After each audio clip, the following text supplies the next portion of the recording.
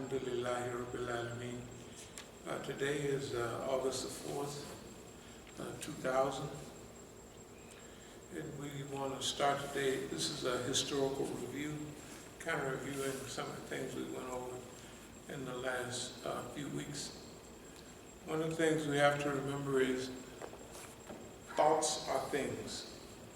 Thoughts are real things. One of the things we talked about is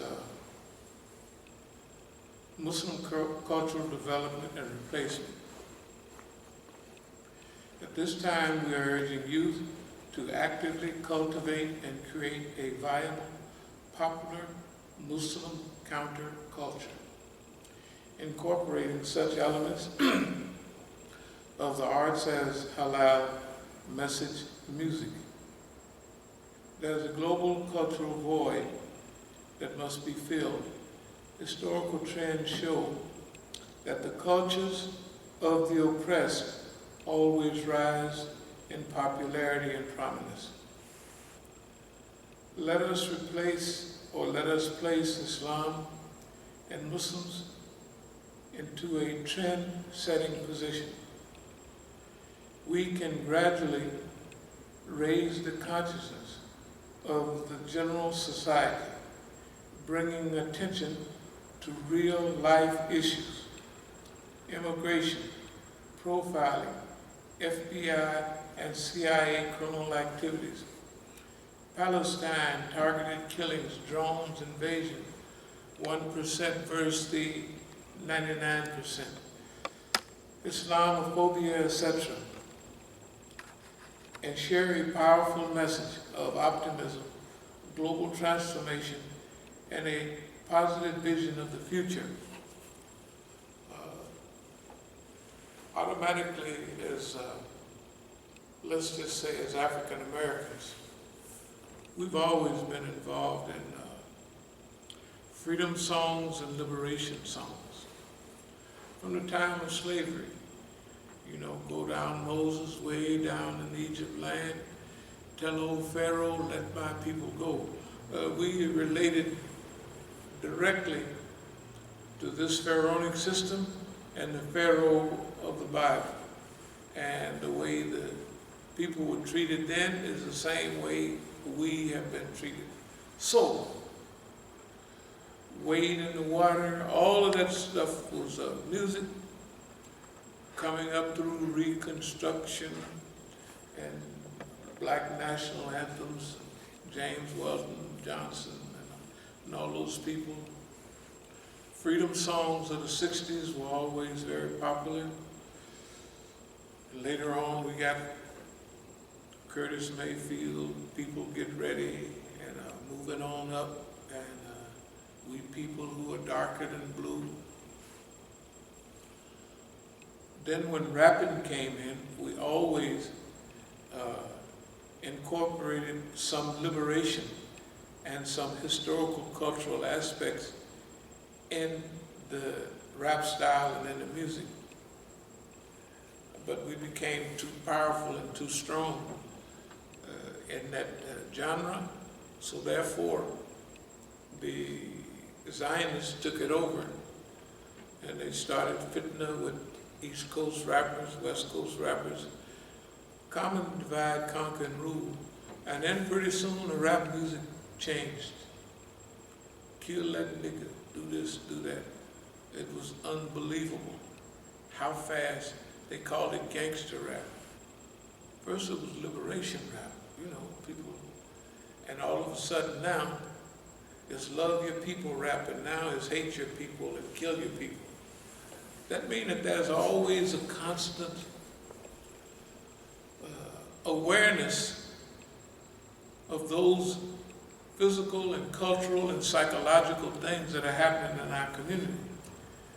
And most of the time, they're going to try to control those aspects of our life and use the positive things against us. So that's why Muslim cultural development and replacement is stating that our youth, that means, when I say our youth, that means the Muslim youth and the conscious youth. should make a type of music, a type of cultural relationship with itself that will catch on. Because if you look in history, the culture of the oppressed is always the one to catch on. Like if it's white boys, it was that old crazy rock music, right? It caught on. It's the underclass. If you look at black people, our stuff, whether it's jazz or whatever it was, always captured the imagination of the people. And even with this international music, which is African and Asian, it's Europeans trying to find a place and something new. And that's why people always seek out the oppressed, because music either and poetry either expresses serious love and concern in interpersonal relationships, historical pictures and what have you. And when you hear it, it reminds you of a time, of an era. In fact, all of us, when we hear a certain song, bam, we can go right back to that period, what we was doing, and you can do it over and over again. And even as old as I am, if I hear something that I haven't heard in 50 years, I can almost finish it. Just about finish, yeah, just, why? Because it's ingrained in us. Now we can use that aspect, cultural replacement.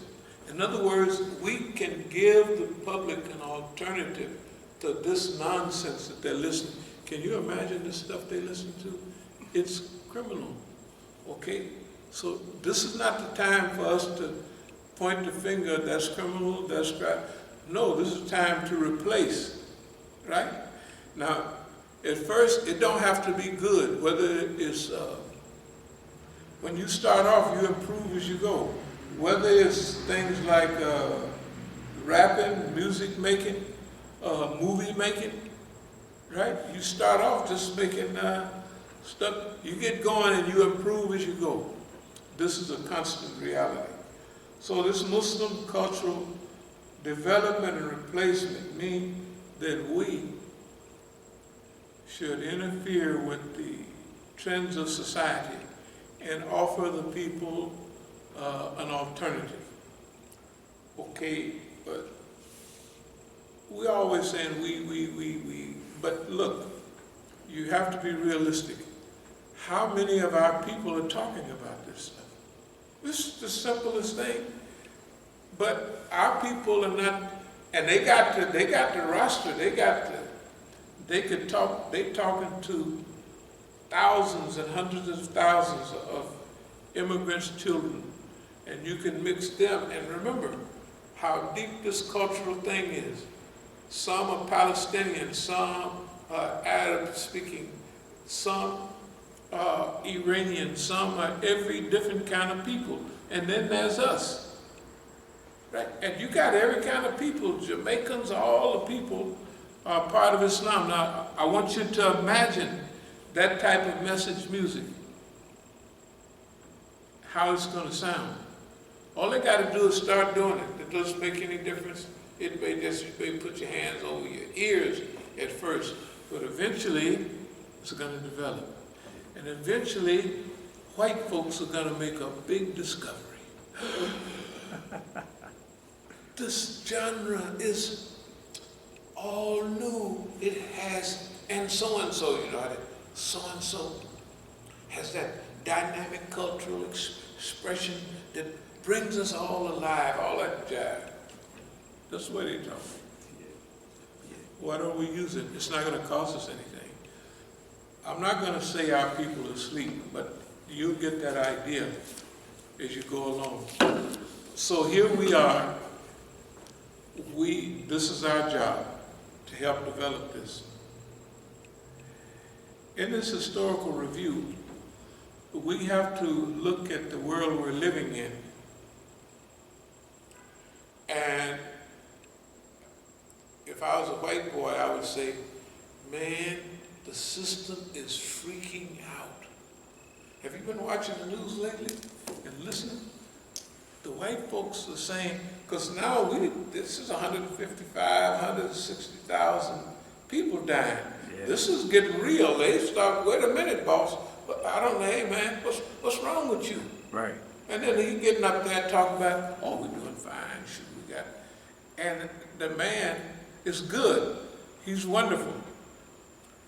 But he's not leading the country correctly. And all the prestige that America had, they just said on the news a little while, is this the America that you visualized? He said, no, this is not.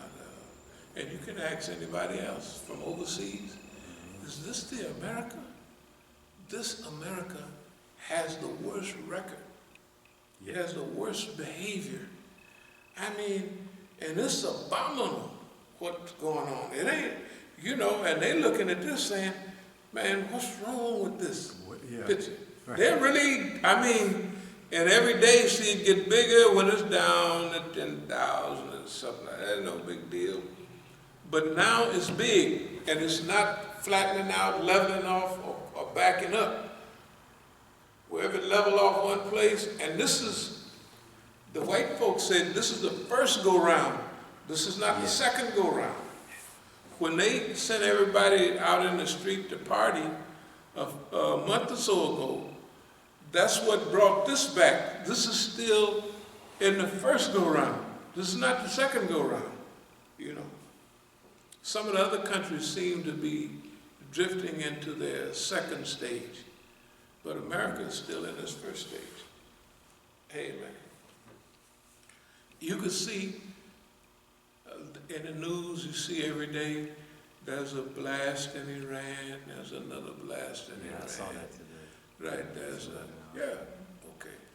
There's a blast today in Lebanon, right? There's the American plane following the passenger plane, you know what I mean? Mahan Air and all that. What does that mean? That means that they panicked. They in a panic. They're saying, hey man.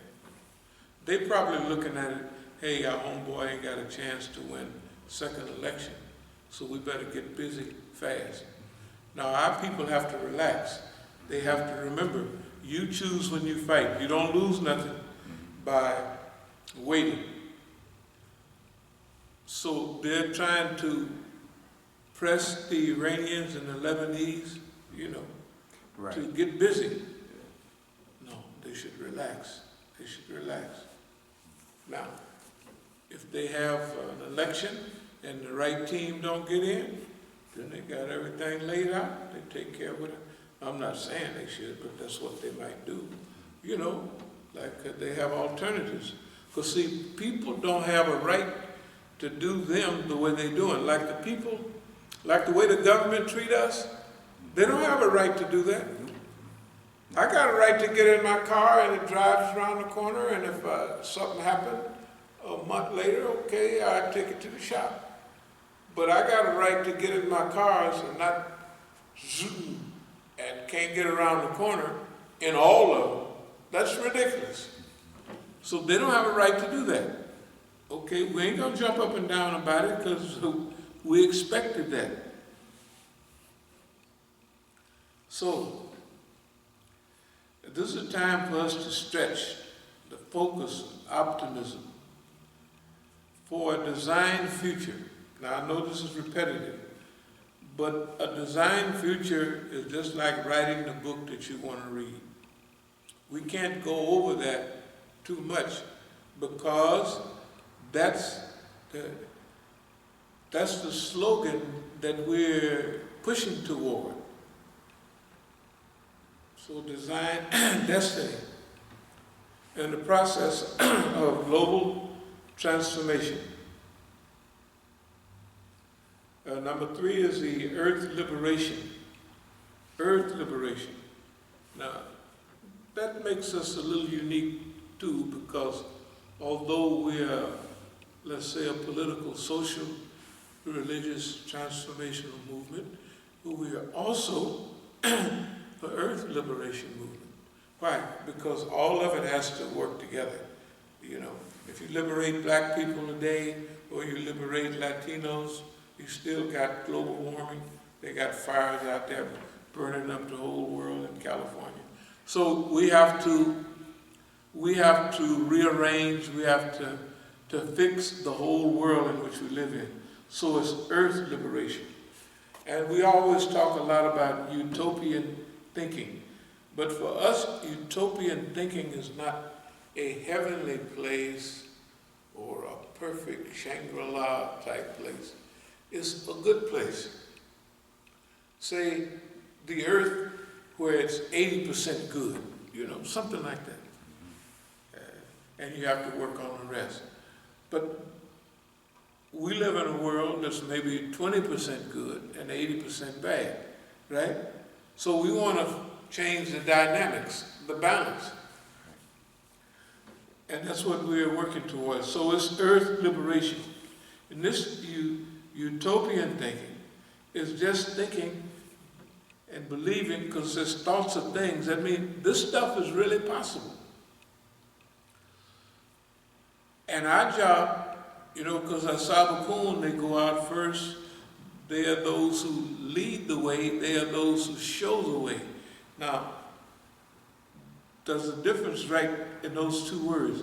Those who lead the way, that means they take them to the place. Those that show them the way, they point out this way you ought to go. So we're right in that right now. We're pointing the way. This is where you ought to be going. So we're pointing the way, right? Yep. At another time, during our process of evolution, we may evolve to the point that where we're structured, we're organized, and we have the resources, the wherewithal, and we can lead the people to a certain place. Right now, those who show the way, we're pointing out this is where we could be going. We're showing that this is a good place to go, that this is reasonable, this makes sense, right?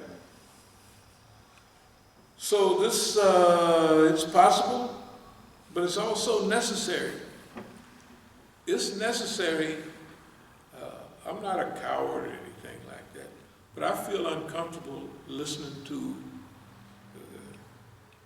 the news when it said Greenland is shrinking, and you know what I mean? Yeah, melting. Because, see, we don't have no power right now to do anything about it. Yeah. So, we're already working on our part, so I would rather not hear it. It's just like our people in Palestine are so oppressed that I'll not avoid Palestinian news, but I absorb enough, you know, to keep going forward, but it's so brutal and so constant that I already know what this, you know. Yeah. So, this earth liberation is what we're involved in.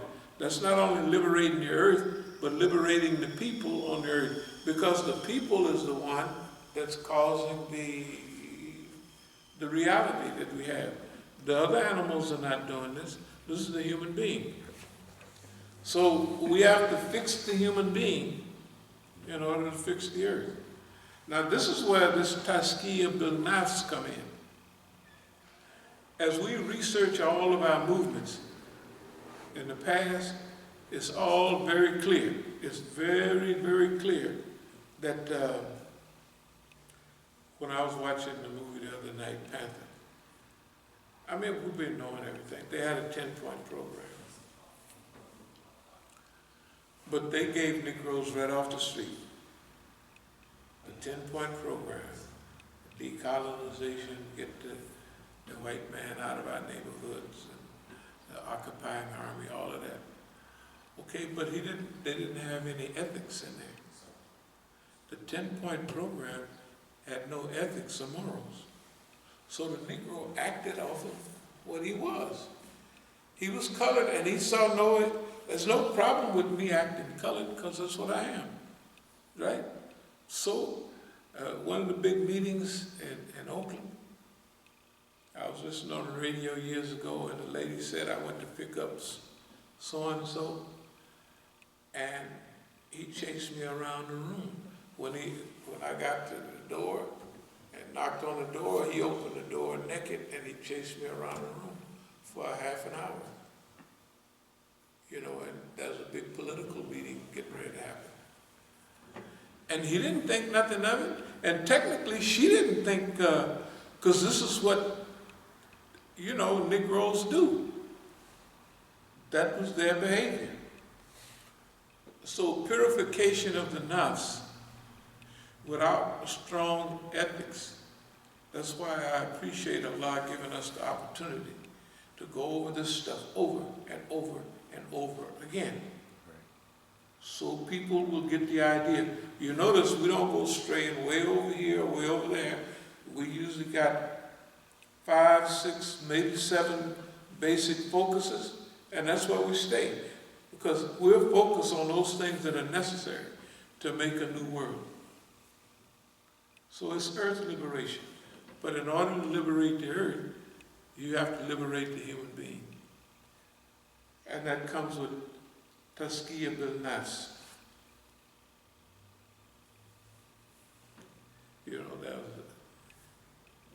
I wrote an article in 2002 for a seminar we had here, and it had stuff like somewhere over the rainbow, and the people was kind of, man, Imam Musa is stretching out. But I was just telling them, I don't know if you ever read the articles, but no, it's like we're in a new dispensation. Right? And somewhere over the rainbow, way up high, the land that I heard of something once in a lullaby.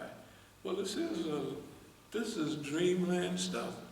You know what I mean? It's not, you're dealing with the whole system, and you want to influence the system, and you want to influence the people, and the whole people and the system are being misled by the same entity, right? And they're organized. Right. And they have everything in their corner. But this is where belief comes in. This is where belief, and this is where confidence in your belief and confidence in yourself. Some of my family, they was talking, and I was telling them, I said, no, I'm not arrogant. I'm confident. Because some of the things we say, it sounds, hey man, if we say beyond Malcolm, you know, that we have to evolve beyond Malcolm.